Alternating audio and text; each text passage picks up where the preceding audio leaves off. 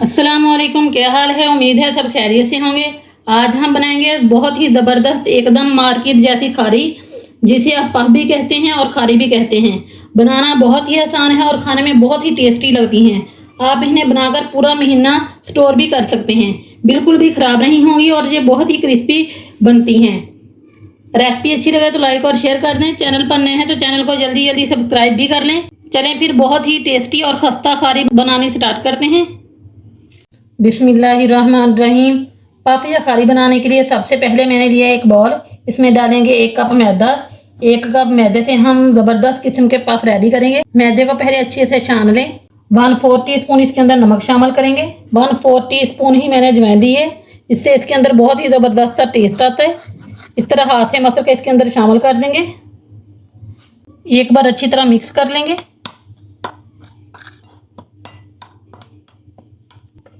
अब हम इसके अंदर शामिल करेंगे 3 टेबलस्पून कुकिंग ऑयल। इससे पफ बहुत ही खस्ता बनेगी। ऑयल डालने के बाद एक बार अच्छे से मिक्स कर लेंगे।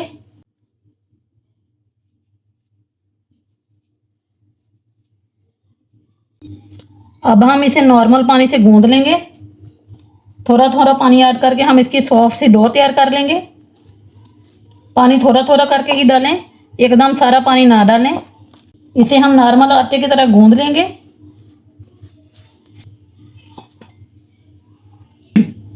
ये देखें, मैंने इसकी सॉफ्ट सी डो तैयार कर ली है, बिल्कुल वैसे ही जैसे हम आटा गूंदते हैं। अब इसके ऊपर हम हल्का सा ऑयल लगा देंगे ताकि ये ड्राई ना हो, और इसे कवर कर देंगे 10 से 15 मिनट के लिए, ताकि अच्छे से ये सेट हो जाए। बहुत ही आसान सी रेसिपी है, आप इसे ट्राई करेंगे ना तो इंशाल्लाह आपको बहुत ही अच्छी लगेगी। अब हम इसके लिए एक पेस्ट तैयार कर लेंगे। उसके लिए यहाँ पे मैं ले रही हूँ 2 टेबलस्पून कॉर्नफ्लोर, 1 टेबलस्पून इसके अंदर मैदा ऐड करेंगे। इसके अंदर 3 टेबलस्पून घी शामिल करेंगे।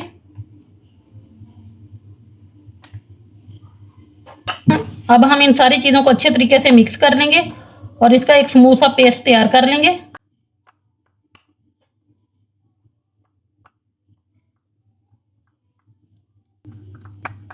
ये देखें, स्मूथ सा पेस्ट तैयार हो गया है। इससे पफ के अंदर बहुत ही ज़बरदस्ती लेयर आएंगी और बहुत ही खस्ता बनेगी। अभी इसे करते हैं साइड पे, चलते हैं डो की तरफ। 15 मिनट हो गए डो को भी रेस्ट देते हुए। अब हम इसे थोड़ा सा मसल लेंगे ताकि ये थोड़ी सी चिकनी हो जाए।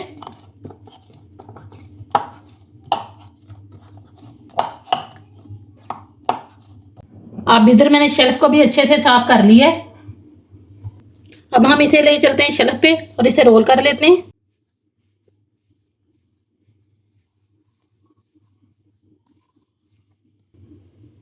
अब मैं इसको 4 पोर्शन में डिवाइड कर लूंगी। इसके हम 4 इक्वल साइज के पेड़े बना लेंगे।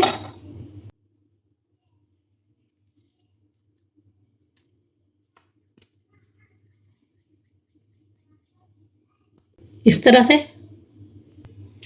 ये देखें, चारों पेड़े मैंने बना दिए हैं। अब इनमें से हम एक पेड़ा उठाएंगे और इसे बेल लेंगे। काउंटर पर थोड़ा सा मैदा डस्ट करेंगे और इसे बिल्कुल बारीक सा बेल लेंगे।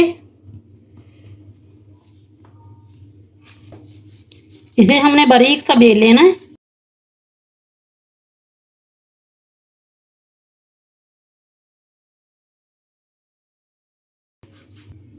ये देखें, मैंने इसे कितना पतला सा बेल लिया है।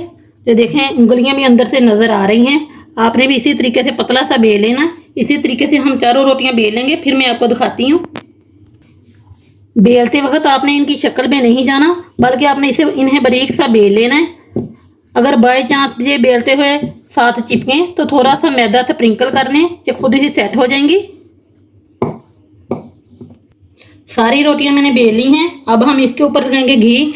ये वही घी है जिसमें हमने कॉर्नफ्लोर और मैदा डालकर तैयार किया है।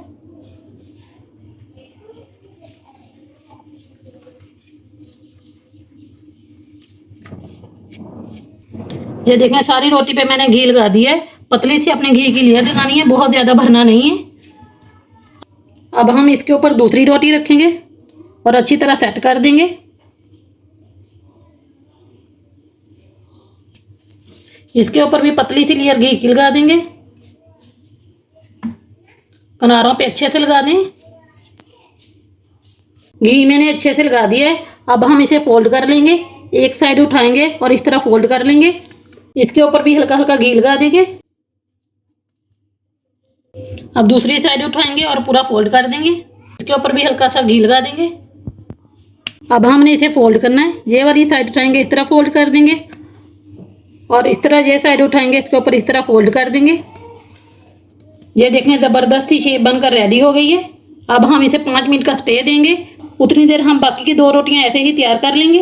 ये देखें 5 मिनट मैंने इसे फ्रिज में रख दिया था। फ्रिज में रखने से आटा थोड़ा सा सख्त हो जाता है और जो अंदर घी होता है वो भी सेट हो जाता है। 5 मिनट के बाद मैंने इसे निकाल लिया है।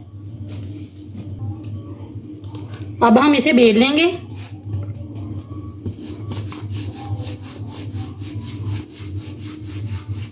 हल्के हाथों से आपने इसे बेल लेना है, बहुत ज़्यादा पतला नहीं इस बार करना, थोड़ा सा मोटा ही इसे बेलना है। ये देखें मैंने इसे बेल लिया है। अब हम इसकी कटिंग कर लेंगे। कटिंग आप किसी नाइफ से कर लें या पिज़्ज़ा कटर से कर लें। मैं यहाँ पे पिज़्ज़ा कटर से कर रही हूँ।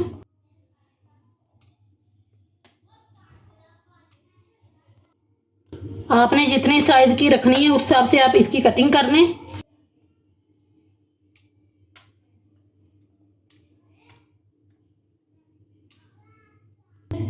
ये देखें इस तरह से मैंने इसकी कटिंग कर ली है। इस तरह मैंने इसे थोड़ा सा मोटा ही रखा है। ये देखें मैं आपको दिखा दूं, इस तरह हम इसे अब निकाल लेंगे और प्लेट में रखते जाएंगे। ये देखें इसी तरह से हम एक जो रोटी रहती है उसे भी इसी तरह तैयार कर लेंगे। यहाँ पे देखें ये बिल्कुल तैयार हैं। अब हम इन्हें फ्राई कर लेंगे। होना चाहिए ऑयल मैंने पहले ही गर्म होने के लिए हल्की आंच पे रख दिया था। ऑयल आपका बहुत ज़्यादा गर्म नहीं होना चाहिए, इस बात का आपने ध्यान रखना है। ऑयल हल्का सा ही आपने गर्म करना है। जैसे ही ऑयल हल्का सा गर्म हो जाए तो इसके अंदर डालें पफ। बहुत ज़्यादा एक साथ मत डालिए, थोड़े थोड़े करके ही शामिल करें ताकि आपको हिलाने में आसानी रहे।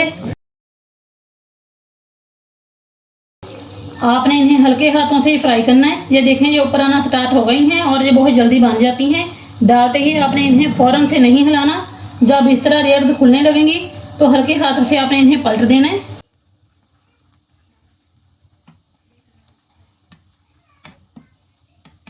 अच्छा, अगर आपका ऑयल ज़्यादा गर्म होगा तो ये ऊपर से पक जाएंगी और अंदर से लेयर्स खुलेंगी नहीं और पकेंगी भी नहीं। अब हमने इनको साइड चेंज करके दूसरी तरफ से भी प्यारा सा कलर देना है। दोनों तरफ से प्यारा सा कलर आने तक हम इन्हें फ्राई करेंगे। ये देखें दोनों साइड पे प्यारा सा गोल्डन कलर आ गया है। ज़बरदस्त से हमारे पफ्स रेडी हो गए। अब हम इन्हें निकालेंगे। लेयर्स माशाल्लाह चेक करें कितनी ज़बरदस्ती बनी है। ऐसे ही हम सारे पफ्स तैयार कर लेंगे। ये देखें पफ्स हमारे रेडी हैं। लेयर्स देखें माशाल्लाह कितनी ज़बरदस्त बनी है। ये देखें माशाल्लाह खस्ता भी कितनी है। आप इन्हें बनाकर महीने भर के लिए स्टोर भी कर सकते हैं, ये बिल्कुल भी ख़राब नहीं होगी। आप इन्हें बनाकर किसी भी एयर टाइट कंटेनर में रखकर स्टोर कर लें और पूरा महीना एंजॉय करें। आप इनको नाश्ते में इस्तेमाल करें, चाय के साथ सर्व करें, ये बहुत ही मज़े के लगते हैं और बनाना भी बेहद आसान है। आपने इस रेसिपी को लाजमी ट्राई करना है। रेसिपी अच्छी लगे तो लाइक और शेयर कर दें। चैनल पर नए हैं तो चैनल को जल्दी जल्दी सब्सक्राइब कर लें और कमेंट करके लाजमी बताया करें कि आपको मेरी रेसिपी कैसी लगती हैं। अल्लाह हाफिज़।